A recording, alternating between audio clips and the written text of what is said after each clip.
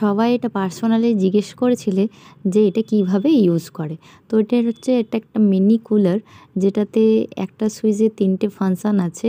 ওপর দিকে করলে অনলি হাওয়া বেরোবে, আর মিডলটা করলে অফ হয়ে যাবে, আর পুরো নিচে করলে কুলিং সিস্টেমটা হবে।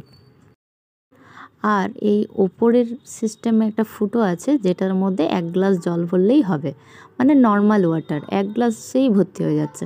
আর এখানে একটা প্লাস্টিকের বোতল আছে, যেটার মধ্যে জল ভরে ডিপ ফ্রিজে রেখে দিলে বরফ তৈরি হয়ে যাবে, এবং ওই বরফের বোতলটাই ঢুকিয়ে দিতে হবে, তাহলে একটু মানে কুলকুল হবে আর কি, ঠান্ডা ঠান্ডা হাওয়া বেরোবে, বুঝতে পারলে।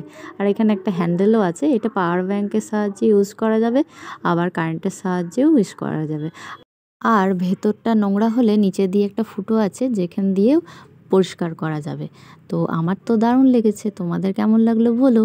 আর এটা ট্রামে বাসেও ইউজ করা যাবে কিন্তু।